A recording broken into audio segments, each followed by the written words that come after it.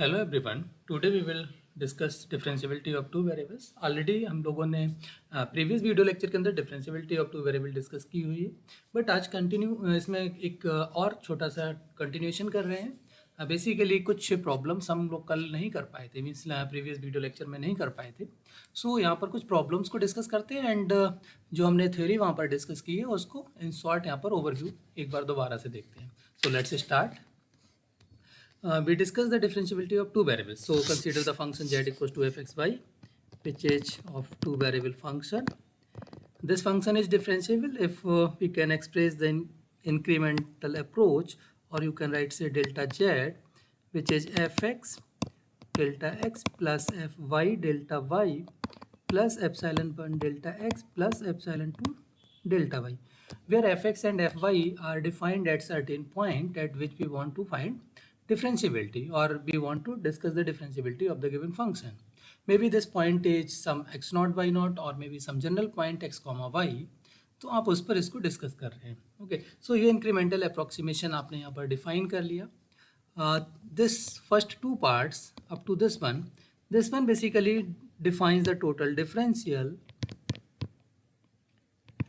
and this is written as dz equals to fx dx plus fy dy at a certain particular point, and these epsilon 1 dx plus epsilon 2 dy, this is basically error term, and epsilon is depending on the incremental deviation delta x and delta y. So when delta x and delta y approaches to 0, then epsilon 1 and epsilon 2 approaches to 0.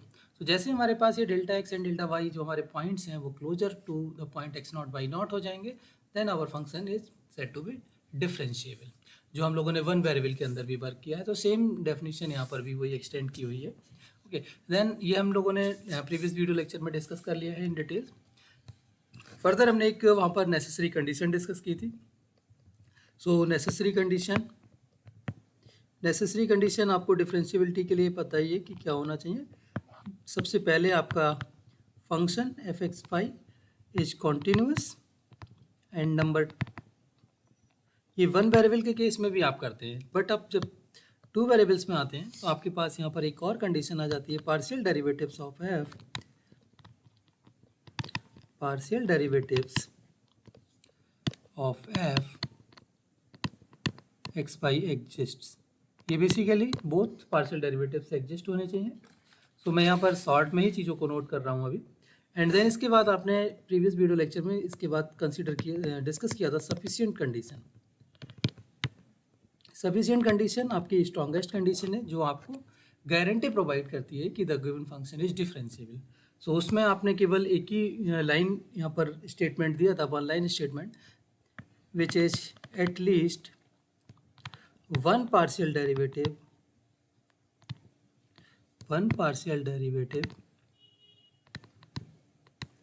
is continuous at that given point at which we want to find discuss the differentiability. तो ये conditions आपने की थी। Then आपने एक यहाँ पर single step test use किया था डिफरेंशिएबिलिटी के लिए, which is limit test of for differentiability, या limit test for of differentiability आपने लिया था।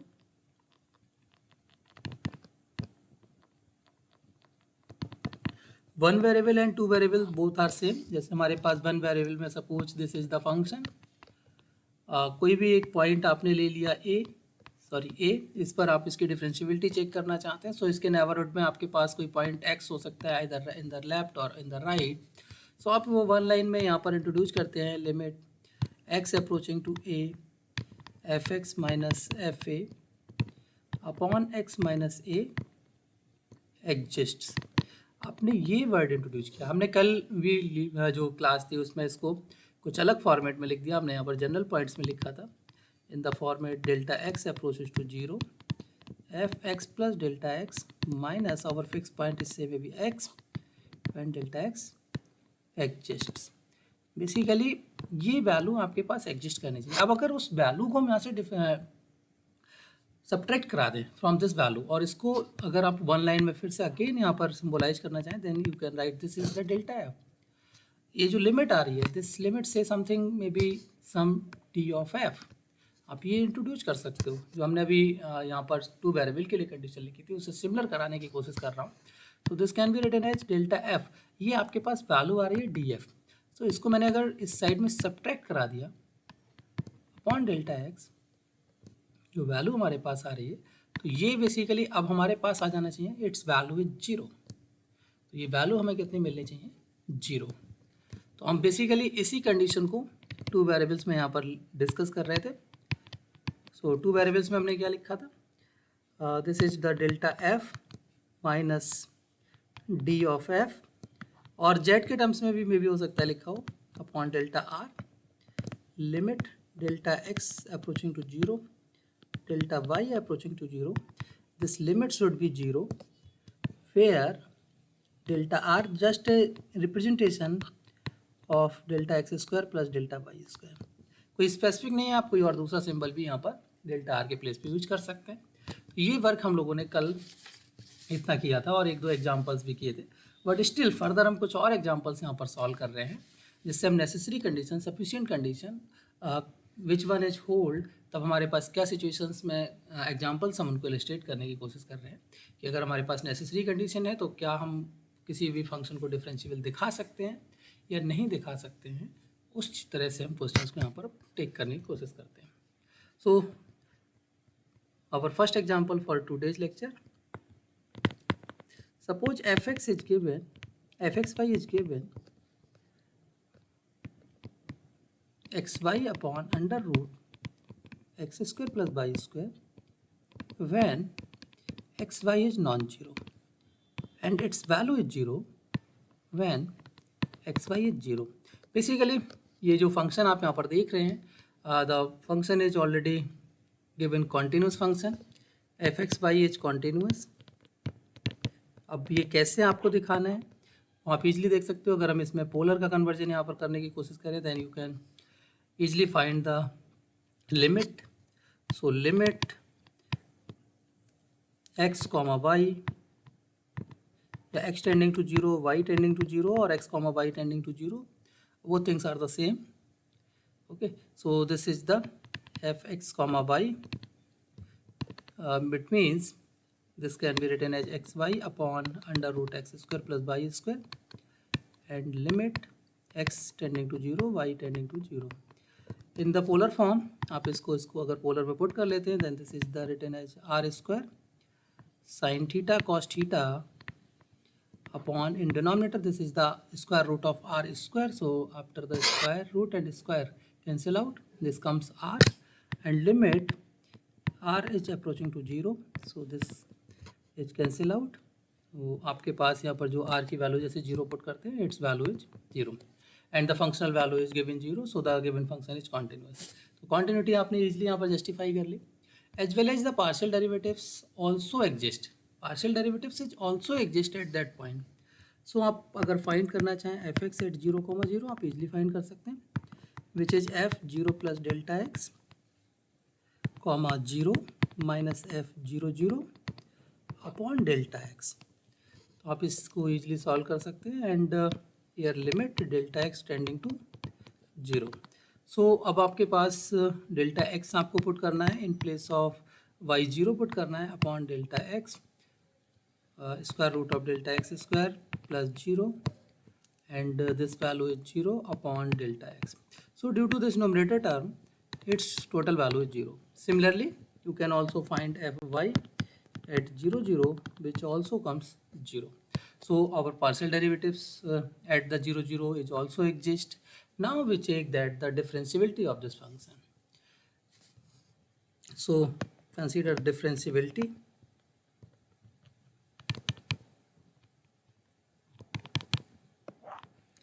differentiability में आपको जो इंक्रीमेंट है डेल्टा एफ आपको ऑब्टेन करना है। Delta f can be obtained as at the point at 0 plus delta x comma 0 plus delta y minus f 0। so this is delta x delta y upon square root of delta x square plus delta y square minus 0 which comes delta x delta y upon square root of delta x square plus delta y square. Also we need df. Df is the total differential which is fx at 0 0 dx plus fy 0 0 dy. Previous video lecture के अंदर हमने ये work जो किया था उसमें आपको जो वर्क किया था उसमें delta F upon delta x delta R यहाँ पर चेक करा दिया था और वहाँ से एग्जिस्टेंस दिखाई थी कि द लिमिट इज एग्जिस्ट और नॉट। यहाँ पर आप एक तो वो भी कर सकते हैं जो हमने ऑलरेडी किया है, दूसरा जो आपने ये कंडीशन डाली है आप फाइनल लिमिट भी फाइंड कर सकते हैं। आपकी फाइनल लिमिट आपके पास अगर 0 आती है then the given function is differentiable, otherwise no. So आप अब हम यहाँ पर दूसरी वाली सिचुएशन ले लेते हैं कि सपोज इसमें हमारे पास लिमिट क्या 0 मिल रही है या नहीं। अगर लिमिट 0 नहीं आई, कोई भी नॉन जीरो क्वांटिटी आ गई, then the given function is not differentiable. उस केस में सिर्फ लिमिट एग्जिस्ट करानी थी, ठीक है। तो दोनों तरीके से आप कर सकते हो, बट आप एक हम कर चुके हैं, दूसरा केस यहाँ पर दूसरे जो टाइप से यहाँ पर देखने की कोशिश कर रहे हैं। F x is 0, f y is 0, so total value is 0। Now we define delta f minus df which comes delta x delta y upon under root delta x square plus delta y square upon, this is the delta r, so upon delta r, and the value of delta r is known, so you can put limit delta x approaching to 0, delta y approaching to 0, delta f minus df upon delta r. It means limit delta x approaching to 0, delta y approaching to 0, delta x delta y upon, ये delta R की value भी put कर दे, then this comes is delta x square plus delta Y square. अब यहाँ पर हमारे पास ये जो क्वेश्चन आ गया है सेम अगेन 2 वेरिएबल्स की प्रॉब्लम है और इसमें हमें कोई अलॉन्ग एनी पाथ यहाँ पर सॉल्व कर सकते हैं, या फिर हम यहाँ पर जो जनरल प्रोसीजर है पोलर कन्वर्जन है उससे भी फाइंड कर सकते हैं। तो अब ये जो केस आ गया है वो आपके पास delta X and delta Y variables के अंदर आपको लिमिट का केस यहाँ पर मिल रहा है। सिमिलरली अभी आपने इसकी लिमिट ऑलरेडी पहले भी चेक की हुई है, सो हम यहाँ से भी डायरेक्ट इसको देख सकते हैं, ठीक है। तो बस हमें चाहे तो सेम पैटर्न यूज कर सकते हो, आप पोलर कन्वर्जन के थ्रू इसको देख लो, या फिर आप यहाँ पर जो आपके पास है लॉन्ग पाथ्स हैं कोई भी एक पाथ पे भी आप इसको सॉल्व कर लेंगे, तब भी आपके पास एग्जिस्टेंस और नॉन एग्जिस्टेंस का आइडिया मिल जाएगा आपको। सो हम एक पर्टिकुलर पाथ यहाँ कंसिडर कर लेते हैं, along delta Y can be consider as M delta x. So आपने यहाँ पर एम डेल्टा एक्स पुट कर देना है, तो लिमिट हमारे पास आ गई delta x approaching to 0 because delta y is also approaching according to the delta x, so this is delta x into m delta x upon delta x square plus m square delta x square.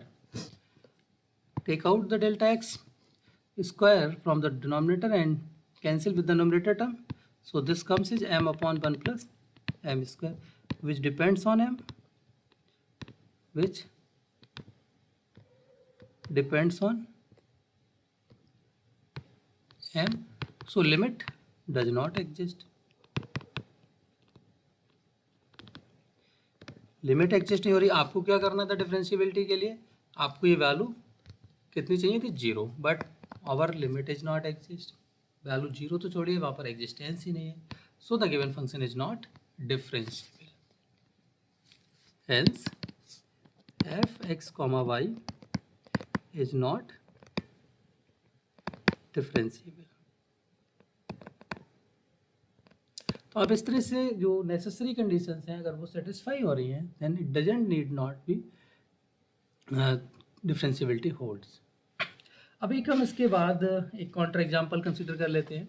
If function is differentiable then may और may not be the partial derivatives are continuous, means जो sufficient condition है may और may not be hold.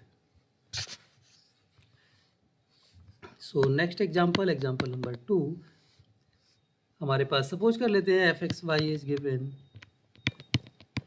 Something like, ये जो question है ये आपके पास एस.सी. मलिक एंड सविता अरोरा एक जो बुक है एनालिसिस की उसमें भी आपको ये मिल जाएगा, और बहुत सारी बुक्स में ये क्वेश्चन आपको ईजिली मिल जाएगा, तो आप उसको वहाँ से देख सकते हैं।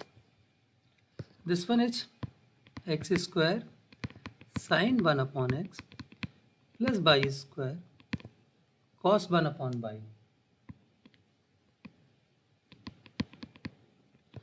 when x is non-zero, pi is non-zero and its value is 0 elsewhere, means all rest of the points the functional value is 0, means so function definition is 0.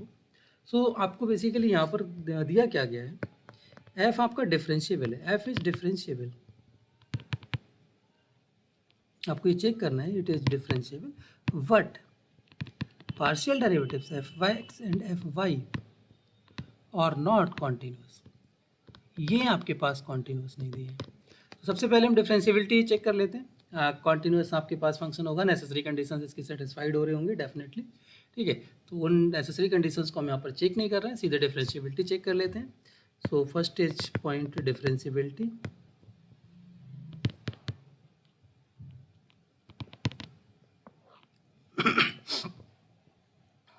This is delta f minus df upon delta r and its value is 0. Limit delta r or delta x delta y tending to 0. ये आपको यहाँ पर check करना है, ठीक. To define the df we need fx at 0 0 and fy at 0 0. So first of all find fx at the 0 0. So this can be written as f at 0 plus delta x comma 0 minus f 0 0 upon delta x and limit delta x goes to 0. So you can put this comes as delta x square sine of 1 upon delta x, and when you substitute y is 0 then total value is 0 and the subtraction is also 0. So upon delta x, this comes delta x times of sine 1 upon delta x and limit delta x approaching to 0.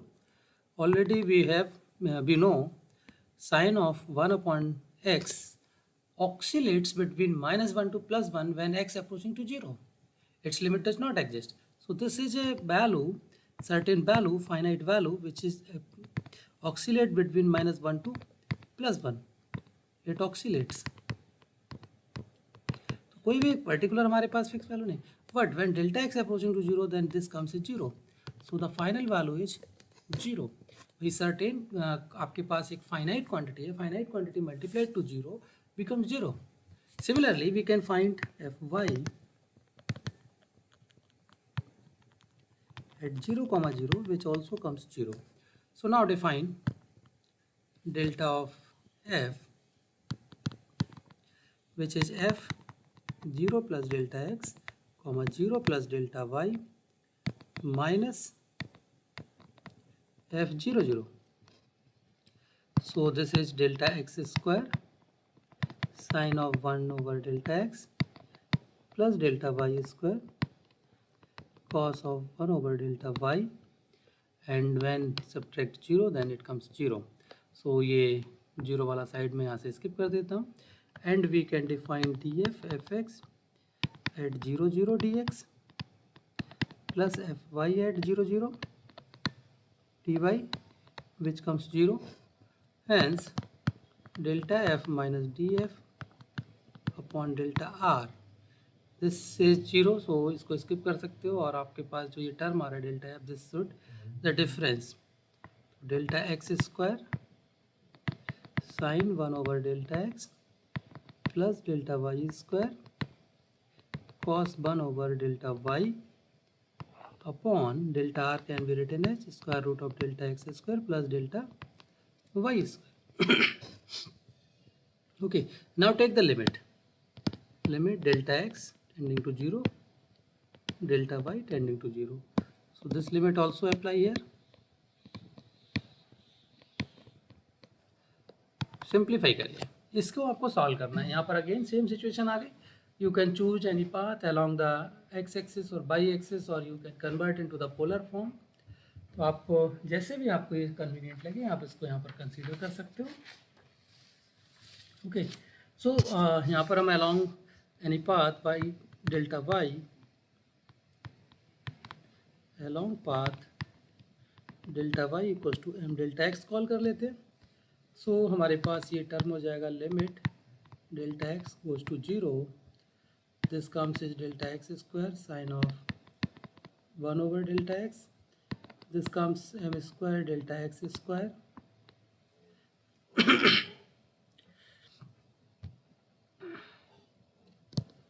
cos of 1 over m delta x upon square root of delta x square plus m square delta y square. So from the denominator you can take delta x square is taken out, and when it comes from the square root it will delta x, and then take out delta x square from the numerator is also common, and after cancellation you get delta x sine of 1 upon delta x, sorry, m square delta x cos of 1 upon m delta x and upon square root of 1 plus m square, and limit delta x tending to 0. So again same way, sine of 1 upon x, which oscillate between -1 to +1 when x approaching to 0, but when it multiplied with some finite quantity, say this finite quantity is multiplied with 0, then it comes 0. So this term is 0 when delta x approaching to 0. This also comes to 0 when delta x approaching to 0. So 0 plus 0 upon the square root of 1 plus m square, it means this comes 0. It means f is differentiable.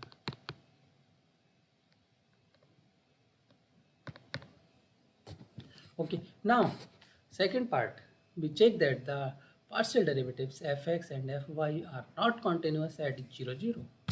So further check that fx and fy at 0, 0 are continuous or not. We want to check are continuous or not. So first of all, find fx of x by, which is x square sin 1 upon x. So x square is retained, sin का आपका आ गया cos 1 upon x into 1 upon x का करेंगे तो minus 1 upon x square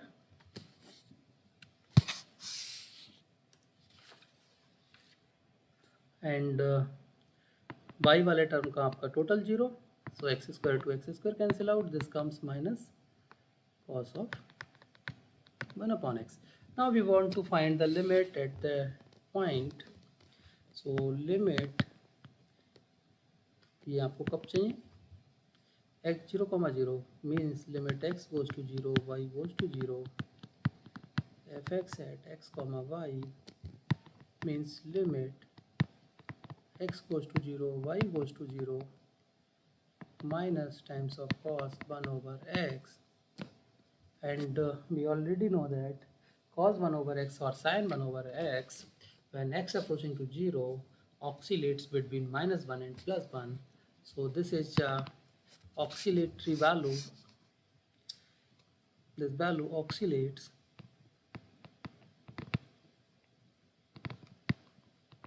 between -1 and +1. It means limit does not exist. Since limit is not exist and the derivative, partial derivative at 0, 0 is defined, which is 0, so the functional value is basically 0, but the limit of this function fx of x by is not exist. It means the function is not continuous. It means fx is not continuous at 0, 0. So this partial derivative fx is not continuous at 0, 0. Similarly, you can verify for the fy also. So मैं इस video को ज़्यादा lengthy ना करने के लिए इसको skip कर रहा हूँ. एक और फर्दर एग्जांपल, हमारे पास सफिशिएंट कंडीशन भी होल्ड होती है एंड फंक्शन डिफरेंशिएबल भी है. हम सिंपल फंक्शन कॉल कर लेते हैं, say f x y h x square plus y square. Already सारे लोग इसको जानते हैं. This is a polynomial function and polynomial functions are everywhere continuous differentiable. तो आप इसको चेक कर सकते हो, all the conditions are satisfied. तो इसको हम कुछ यहाँ पर सॉल्व नहीं कर रहे, ये आपकी प्रैक्टिस के लिए यहाँ पर मार्क कर देते हैं। आप चाहें तो इसको ट्राई कर सकते हैं। Limit of this function exist at 0 0, हम फिक्स यहाँ पर पॉइंट भी कर लेते हैं, सेम में भी एट 0 0। आपने डोमेन से कोई पॉइंट लिया है विच इज 0 0, आपके पास limit of this function at 0 0 exist which is 0, functional value is 0। Since limit same as the functional value, so this function is continuous. और ऑलरेडी आपके पास जो रिजल्ट्स हैं, योर रिजल्ट्स ऑफ 10+2 स्टैंडर्ड, उनके थ्रू भी आप यहाँ पर डायरेक्ट भी इसको लिख सकते हैं कि since the given function is polynomial function and every polynomial function is continuous over the specific domain on which the function is defined. So this function is also continuous at that point. Same way you can find the partial derivatives. Partial derivatives are fx is 2x already, which is a linear function. It is continuous everywhere. Fy is similarly 2y, which is again continuous everywhere. So the sufficient condition of differentiability implies that the given function is differentiable. और already आप ये जो delta f minus d F definition है उससे भी इसको solve कर सकते हैं, तो वहाँ से भी आपको ये लिमिट 0 मिल जाएगी। हम डिफरेंशिएबिलिटी आपको यहाँ पर दिखा देते हैं, बाकी ये कॉन्टिन्यूस हैं, ये आपके पास यहाँ पर नोन है।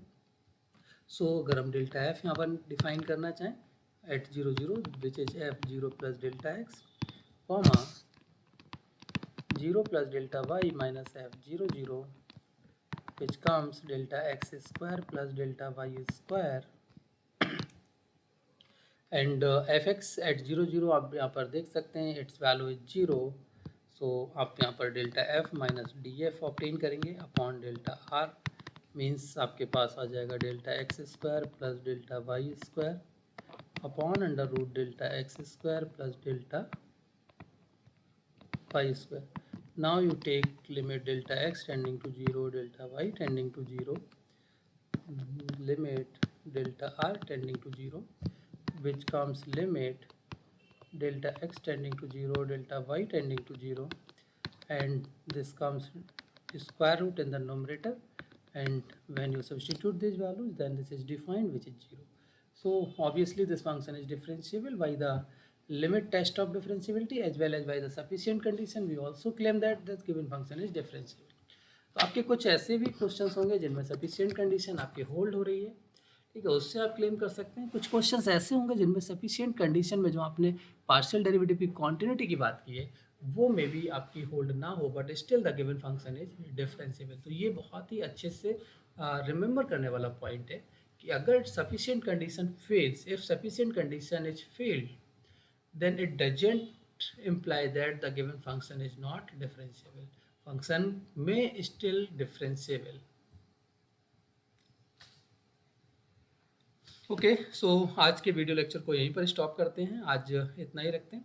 अगर किसी को कोई डाउट है तो प्लीज़ आप लोग कमेंट सेक्शन में मुझे वो डाउट्स अपने मेंशन करते जाइए। मैं कोशिश करूँगा कि आपको एज सुन एज पॉसिबल जो आपके पास पॉसिबिलिटी हो उसमें मैं आपके डाउट्स को क्लियर करने की कोशिश करूँगा, ठीक है। एज वेल एज आप बेटर वे इसको अंडरस्टैंड करने के लिए कंटिन्यू वॉच ज़रूर करिए, कोई भी वीडियो स्किप ना करें, और हो सके तो अपने फ्रेंड्स सर्कल के साथ आप इसको एक्सप्लोर भी करें, उनके साथ शेयर करें, जिससे आप डिस्कशन भी कर सकते हैं और फ्रेंड्स के साथ भी। सो आज इसको यहीं पे स्टॉप करते हैं। Thank you for watching.